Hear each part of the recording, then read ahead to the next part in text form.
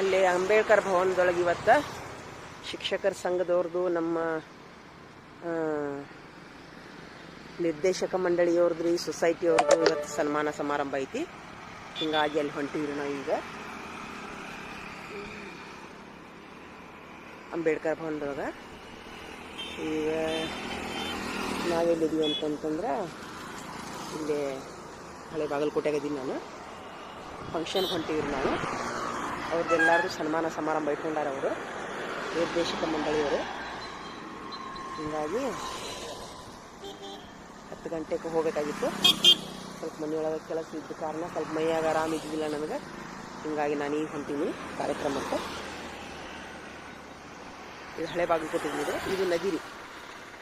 ಇದೆ ನೋಡ್ರಿ, ಹಿನ್ನೀರಿದು ಆಲಮಟ್ಟಿ ಹಿನ್ನೀರು ನೋಡ್ರಿ. ಇದು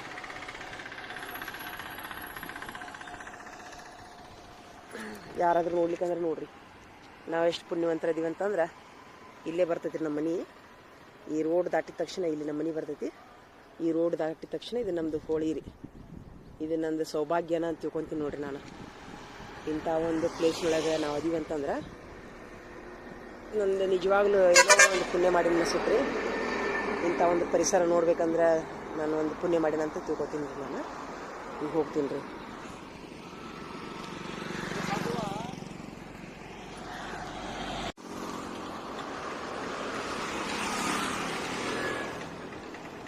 ಈಗ ಇಲ್ಲಿಂದ LIC ಆಟೋ ಹತ್ಬೇಕ್ರಿ ನಾನು. ಇಲ್ಲಿಂದ ಹೋಗಿ ಅಲ್ಲಿ ಬಸವೇಶ್ವರ ಸರ್ಕಲ್ನೊಳಗೆ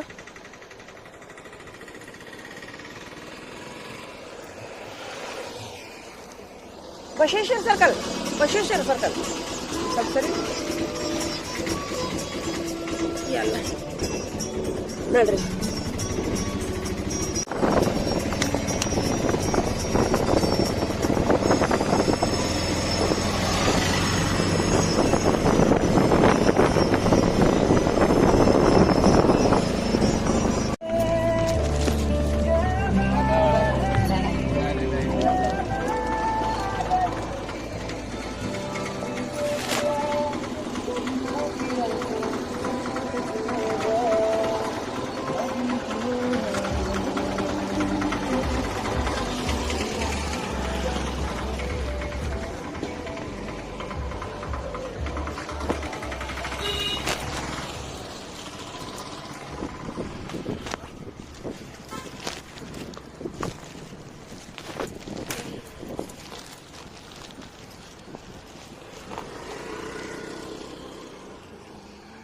ಇದೆ ನೋಡ್ರಿ ಅಂಬೇಡ್ಕರ್ ಭವನ. ಇಲ್ಲಿ ಫಂಕ್ಷನ್ ಐತಿ ಇವತ್ತ ಶಿಕ್ಷಕರ ಸಂಘದ.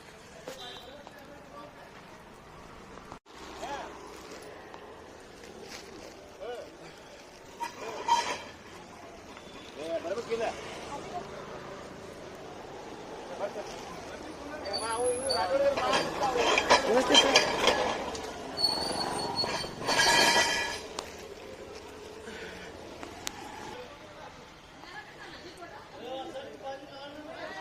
ನಮಸ್ತೆ ಸರ. ಚಲೋ ಆಗೈತೇನ?